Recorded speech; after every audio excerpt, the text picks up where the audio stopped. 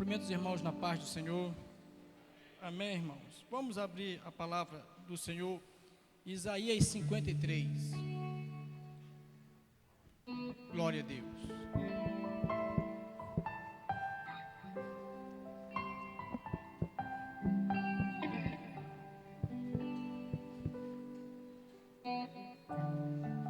Amém. Bora ler. Quem deu crédito à nossa pregação? E a quem se manifestou o braço do Senhor? Porque foi subindo como renovo perante ele, e como raiz de uma terra seca não tinha parecer nem formosura, e olhando nós para ele, nenhuma beleza víamos para que o desejássemos. Era desprezado e o mais indigno entre os homens, homem de dores, experimentado nos trabalhos, e como um de quem os homens escondiam o rosto. Era desprezado e não fizemos dele caso algum. Verdadeiramente ele tomou sobre si as nossas enfermidades, e as nossas dores levou sobre si, e nós o reputamos por aflito, ferido de Deus e oprimido. Mas ele foi ferido pelas nossas transgressões e moído pelas nossas iniquidades. O castigo que nos traz a paz estava sobre ele, e pelas suas pisaduras fomos sarados.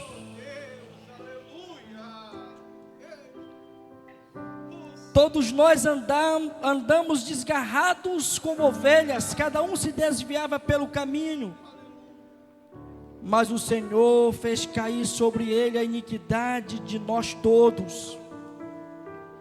Ele foi oprimido, mas não abriu a sua boca.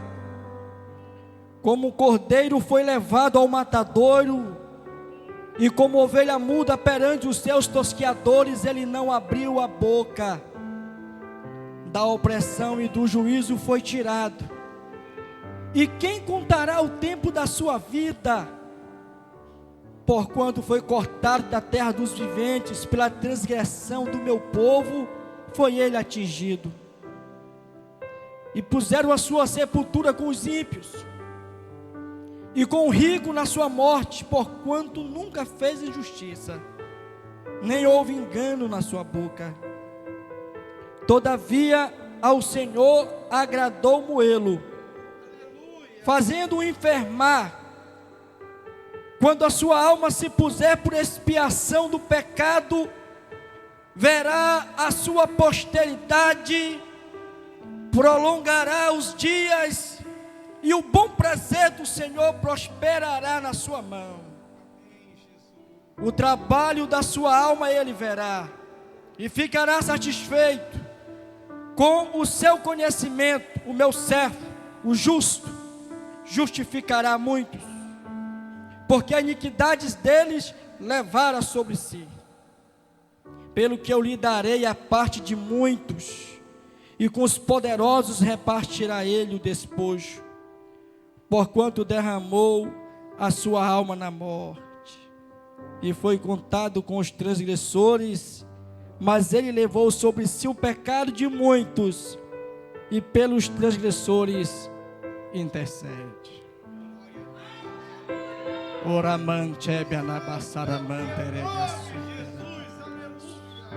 Fecha os olhos.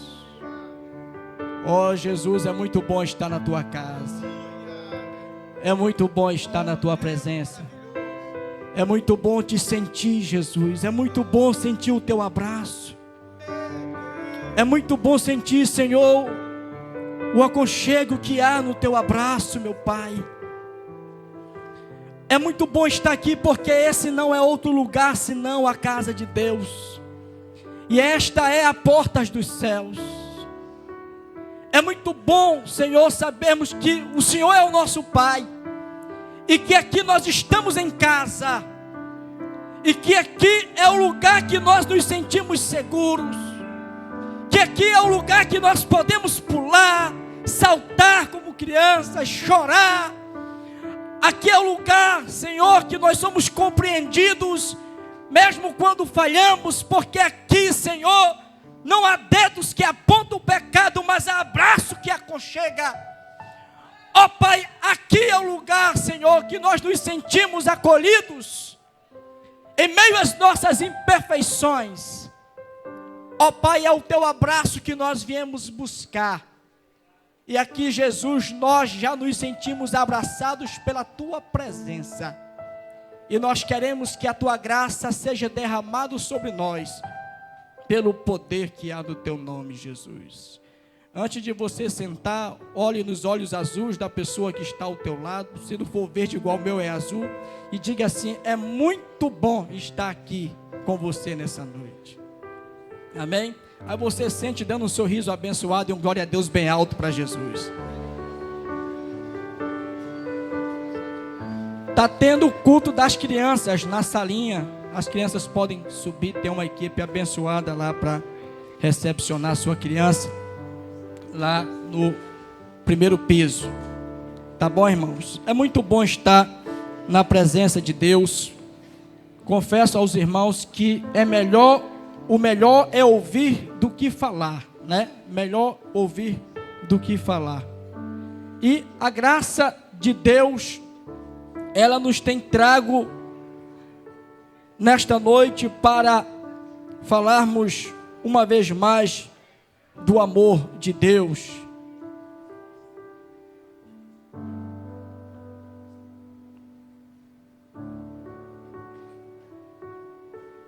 Uma vez mais, nós fomos trago aqui neste santuário para ouvirmos de Deus aquilo que Ele tem aos nossos corações. Estamos diante de um momento memorável da igreja, que é o culto de Santa Ceia. E é o culto que se faz necessário entendermos o motivo deste momento, que iremos daqui a poucos minutos participar. Sempre foi projeto de Deus para o homem a salvação. Sempre foi o projeto de Deus para a humanidade que nós tivéssemos um bom-estar, um conforto, dormir bem, comer bem, passear bem, estar nos melhores lugares da face da terra. Sempre foi esse o projeto de Deus. Senão Ele não tinha colocado o homem no jardim primeiro, Ele tinha colocado no deserto. Então eu vou entender que a praia foi feita para o servo. Os melhores balneários, os melhores banquetes foram feitos para o servo de Deus. A melhor alimentação foi feita para quem serve a Deus. E a Bíblia diz que se nós formos obedientes, iremos comer o melhor da terra. Então sempre foi um projeto de Deus que nós vivêssemos bem. E Ele só pediu que nós andássemos em fidelidade e obediência. Foi esse o pedido de Deus lá no Jardim do Éden. Não é bom vocês comerem daquele fruto ali, porque vocês vão ter problema. Mas parece que o ser humano, ele corre atrás do problema. Ele corre atrás da dificuldade. Dos problemas que nós temos, nós mesmos somos os maiores causadores. Mas o nosso Deus é misericordioso, que Ele diz assim, pastor Nazareno Barreto: eu vou resolver o problema da humanidade. Quando o homem pecou, Deus já tinha ali uma saída. Ele já pegou uma folha de figo, de figueira, já foi fazendo ali a roupa para o homem, já fez logo um sacrifício, matou um animal, foi fazendo. Vou logo resolver o problema, vou logo fazer a roupa. Chama Eva e diz assim: o pecado entrou na terra. O pecado entrou aqui na terra. E olha para a serpente e diz: olha, e foi através de ti. Tu acabou por enganar eles. mas do ventre dela vai nascer um que poderá ferir o calcanhar, mas ele vai esmagar a tua cabeça. Então nosso Deus sempre vai trazer uma solução para o problema do ser humano. E passou-se as décadas, passou-se os séculos, fatos extraordinários aconteceram na face da terra. Veio o dilúvio, não resolveu muito, porque o mesmo depois do dilúvio, mesmo de ter perdido a humanidade toda, a descendência de Noé, que seria para trazer a solução, trouxe um problema que, ao meu ver, pastor Jean, foi maior ainda. Sempre foi essa briga do homem com o pecado, do homem com o diabo, do diabo com o homem. E esses dias eu vi um vídeo que me chamou a atenção, que o autor, o que falava no vídeo, dizia assim, que o diabo, ele sabe que é derrotado, ele sabe que todo dia, ele já sabe do lugar dele, que já perdeu a guerra, que já perdeu a batalha, mas ele te perturba todo dia ele acorda motivado para te atribular, mesmo sabendo que ele já perdeu tudo enquanto foi guerra, batalha, já está condenado, mas todo dia ele se levanta motivado para te perturbar, para me perturbar. Aí ele traz uma resposta: é porque nós desistimos, é porque nós cedemos, é porque em vez de resistir, nós desistimos. Aí nós vamos observar que todo o tempo é essa briga da nossa natureza humana contra o mal, do bem contra o mal, qual é o caminho certo, qual não é, qual é a igreja verdadeira, qual não é, qual é que vai para o céu e qual é que não vai. Aí nós nos deparamos com o livro de Isaías, o profeta messiânico Isaías, no capítulo 53, ele vem dar um basta nessa confusão e vem nos apresentar a solução, a saída, a resposta para a humanidade, o remédio que cura o pecado, o remédio que cura a tua dificuldade. Ele veio trazer a solução.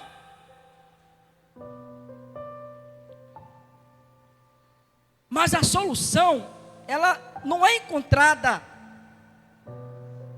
de qualquer forma, de qualquer jeito.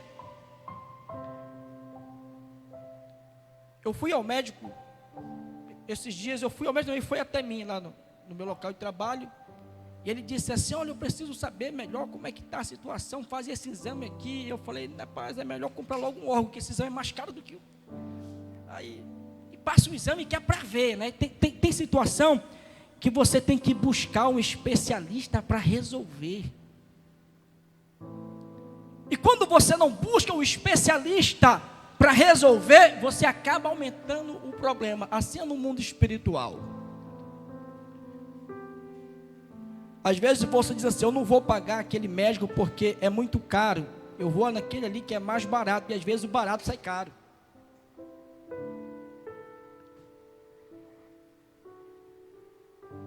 E às vezes nós queremos pagar para ver. Nós conhecemos a verdade, sabemos o caminho da verdade, mas parece que nós ficamos cegos e acabamos seguindo o caminho torto, o caminho que não era para ser seguido. Isaías nos apresenta a solução.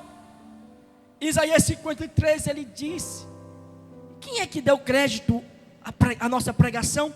E a quem se manifestou o braço do Senhor? Porque a lógica era ninguém ter problema, irmã Eliasete. Porque todo domingo o pastor está aqui pregando, falando a solução, trazendo remédio, dizendo que Jesus salva, cura, batiza, e está aqui curando os enfermos, está aqui resolvendo, está aqui te prosperando. Mas todo domingo, se nós perguntarmos aqui quem é que tem problema, eu vou ser o primeiro a levantar a mão. Porque o remédio está diante de nós, mas nós somos relutantes em tomar a medicação, em reconhecer quem deu crédito à nossa pregação. Às vezes nós viemos para cá mais por uma mera formalidade do que para adorar.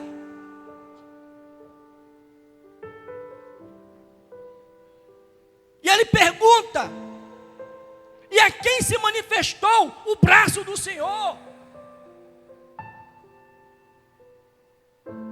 E ele continua dizendo: ele foi subindo como renovo perante ele, como raiz de uma terra seca, não tinha parecer e nem formosura. O evangelho é isso. O evangelho não é muito formoso, pastor Viegas, porque o evangelho é renúncia. E renunciar aquilo que você está apegado dói.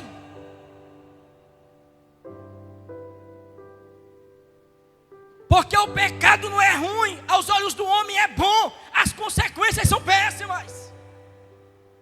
É aprazível. O fruto que Eva e Adão comeram lá no jardim do Éden era de boa aparência aos olhos, mas trouxe uma consequência. Mas Jesus vai ser revelado através de Isaías, que ele diz: olha, não tinha parecer e nem formosura, não era igual ao fruto do Éden, mas era nele que está a esperança, é nele que está a solução. Às vezes, dizia a minha avó para mim, na última viagem que fiz até ela dizia: às vezes, meu filho, a gente toma tanto do remédio e é só fazer o chá do quebra-pedra que resolve o problema. Mas é porque nós estamos mal acostumados a viver uma vida apática e de aparência, vivendo sempre pela vista, esquecendo de viver pela fé. E assim que Jesus se manifestou, o Galileu, o Nazareno, o desprezado, o humilhado, o filho do carpinteiro e de Maria, que agora vem descendo para ser batizado às margens do Rio Jordão. Ninguém lhe dava atenção, não desceu numa carruagem, não tinha um exército lhe seguindo, não tinha uma espada na cintura, não tinha seguidores que lhe aplaudissem. Ele vai aparecendo do anonimato de repente e chega na presença de João Batista para ser batizado. João agora reconhece que aquele era de quem o profeta Isaías falava. Aí ele diz: Senhor, é eu que preciso ser batizado por ti, e o Senhor vem a mim. Eu não sou digno de desatar as suas alparcas. Aquele homem sem parecer e sem formosura é mergulhado nas águas barrentas do Rio Jordão, e quando ele é submergido, volta à superfície, o Espírito Santo se manifesta em forma corpórea de uma pomba, e brada-se a voz dizendo: este é o meu filho amado, e nele eu tenho prazer. Naquele momento começava o ministério de Jesus Cristo. Não era um ministério muito promissor, porque não era de uma alta elite, pastor Jean. Não era um cidadão de berço, era pobre. Era mais um no meio da multidão que vinha até João Batista. Mas esse é diferente agora, porque ele vem trazer a solução para os cativos de Israel que viviam sob o jugo romano.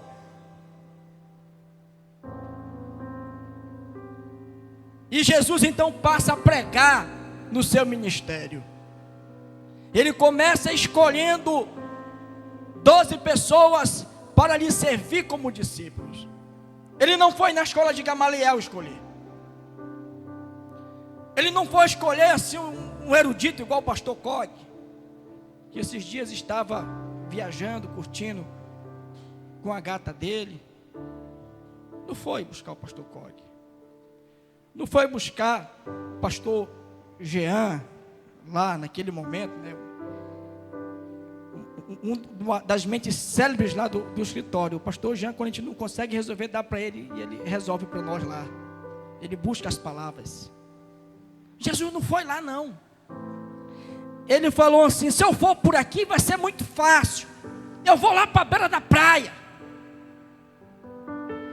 Eu vou buscar os loucos que ninguém quer.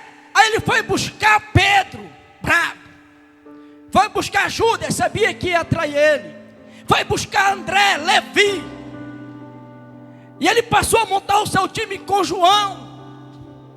Ele começou a montar o seu time com Tiago. Talvez homens que não seriam escolhidos para estar no seu time, na sua empresa, no seu local de trabalho. Eram homens que não tinham perfeição. Eram homens sem formosura. Homens de baixo conhecimento. Mas eram homens escolhidos por ele para formar um time que mudaria a história da humanidade. E aqueles homens no começo ficaram animados com o discurso dele. Eu sou Cristo. Começou a curar os enfermos, mas de repente aqueles homens se desanimaram. Porque ele disse: olha, eu vou morrer. E de acordo com o pastor José Gonçalves, que foi dar uma palestra ali no Sebrae uma vez, pastor Jean, ele mandou um olhar para o outro e disse: olha para o irmão que está do seu lado e diga assim para ele: você vai morrer. Agora, dizer uma coisa dessa para o irmão, mas é uma realidade, a morte é uma certeza. Se você não escapar de novo de velho, você não passa. Então a morte é a única certeza que nós temos da vida. E Jesus começou a falar para os discípulos: eu vou morrer, porque é necessário que eu morra. É necessário que eu morra para que vocês vivam. É necessário que eu vá para que vocês tenham uma vida eterna garantida. E ele começou a se apresentar como ovelha e como cordeiro. Outro dia o pastor Gedielso vai pregar aqui sobre a diferença da ovelha e do cordeiro, que ele é o cara aí da teologia. Mas ele se apresentou como ovelha e como cordeiro. E ele chega agora lá no Getsemane. No momento de sua prisão, estava ali um cordeiro, que agora é aprisionado. Pedro vai meter o facão na orelha de um, e ele diz assim: olha, se eu quisesse, eu pediria ao meu pai, ele mandaria para cá os anjos e resolvia o problema. Eu estou me entregando, eu quero cumprir a vontade do meu pai. Eu já falei com ele que eu queria passar o cálice. Ele falou: não, é tu mesmo que vai morrer, não tem jeito. Porque quando Deus decidir que é a tua hora, meu irmão, esfria a cabeça, porque ele já teve a experiência de fazer com Ezequias, de deixar o homem ficar vivo e deu ruim. Então ele vai te levar. E vá na fé que você vai para o céu. E quando você estiver no céu, você vai falar assim: Jesus, ainda bem que tu me trouxe para cá. Não tenha medo da morte, tenha medo de morrer e não estar preparado para se encontrar com Cristo. E Jesus, ele se deixa ser preso. E ali é uma cena que talvez você vê no cinema muito forte, o filme lá do Mel Gibson, mas foi pior do que aquilo. Então ele passa a ser açoitado, chicoteado. Ele passa a ser coroado com coroas de espinho. Ele passa a ser cuspido em sua face. Ele passa agora a carregar uma cruz pesada sobre as ruas de Jerusalém. As pessoas zombando dele, os soldados fazendo sorteio de sua túnica, as pessoas zombando, está aqui o rei, olha o rei. A dor foi tão intensa que ele não dava conta de carregar a cruz, caiu ao chão. Cirineu veio ajudá-lo. Os discípulos saíram de perto dele. O que traiu procurou ir se matar. O outro já tinha negado. Os demais se esconderam com medo.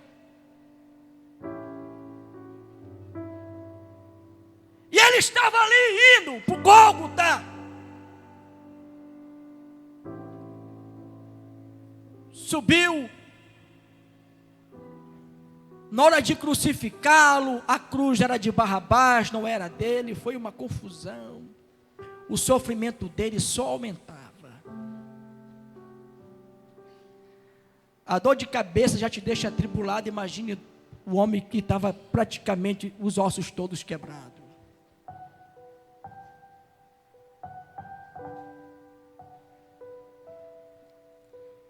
Nós reclamamos demais e pensamos pouco no sofrimento que Jesus passou por nós. E levantaram ele àquela cruz. Prego nas mãos. Prego nos pés.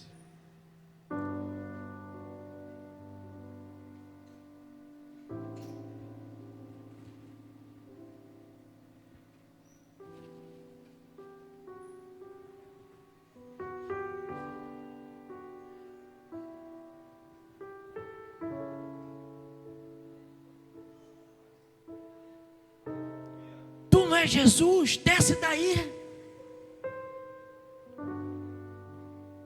Não é tu que é o Filho de Deus, desce daí.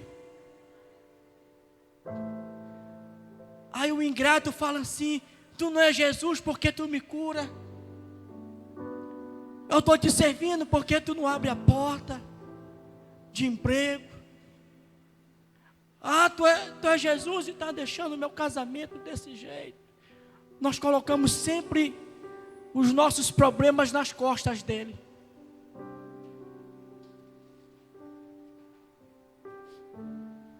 E ali ele estava, sendo zombado, sendo humilhado, sendo injuriado, caluniado.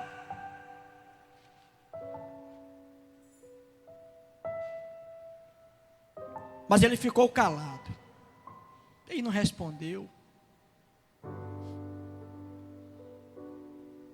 Ele não respondeu nada. Ele não falou nada.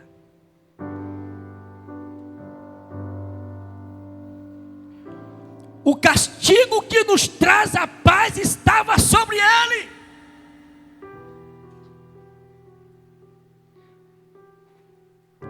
A solução para o problema que você estava atrás de uma solução hoje para esse problema estava sobre ele. Ele não poderia, pastor Luiz, desistir, porque ele sabia que nesse momento nós iríamos precisar dele. Ele não podia descer daquela cruz, porque ele sabia que você iria precisar do abraço dele. E ele não desistiu.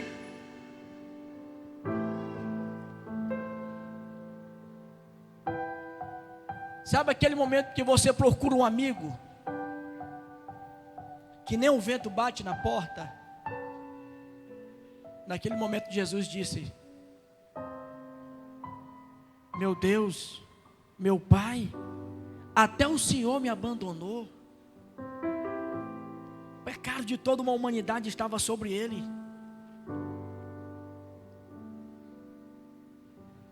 Eli, lama sabachthani. porque o Senhor me abandonou. Até o Senhor me abandonou, ali estava só. Ali estava só. E tem momentos que é assim, nós temos que estar só para entendermos o processo.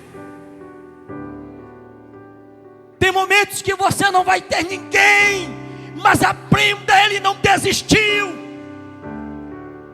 Tem momentos que você não vai poder contar com ninguém, mas aprenda a não ser frouxo, porque se te mostrares frouxo no dia da tribulação, a tua força ela será pequena.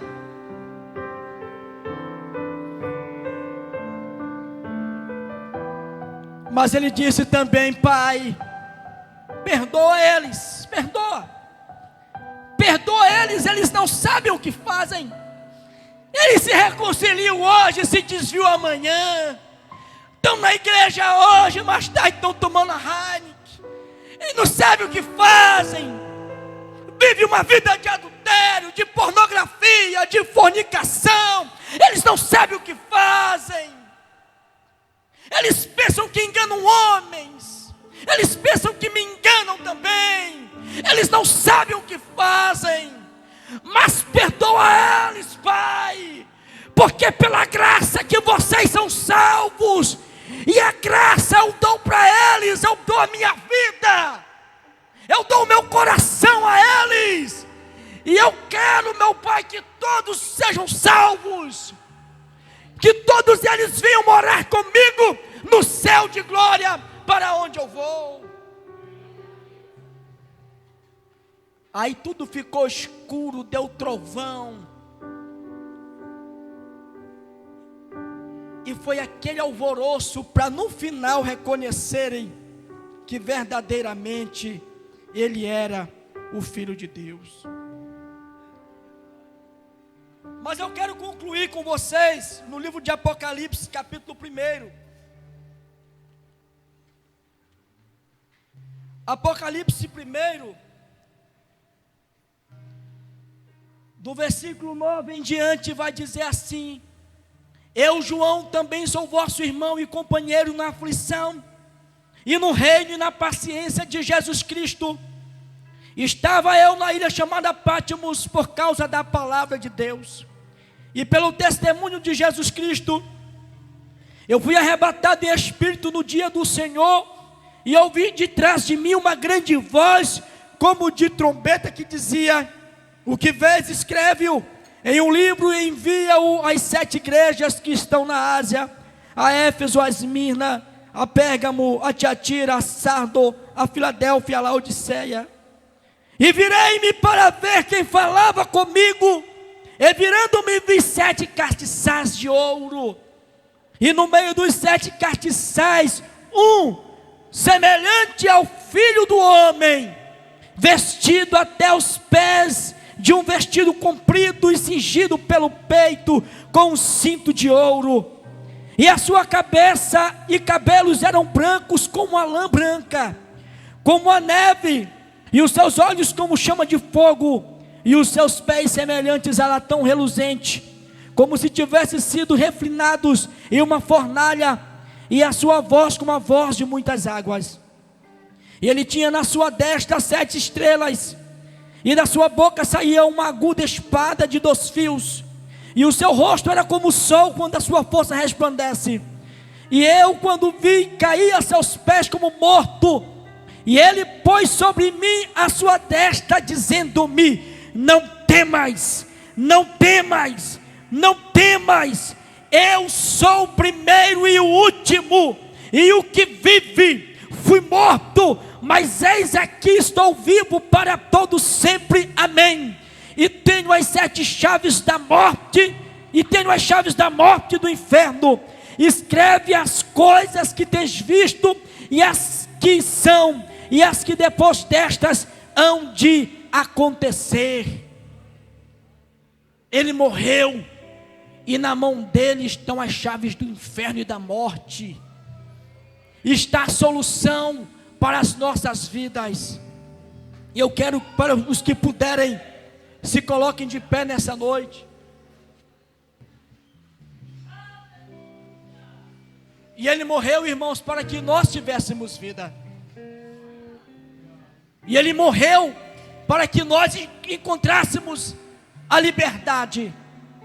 E a palavra do Senhor diz: eu sou o caminho, a verdade e a vida, e ninguém vai ao Pai senão por mim.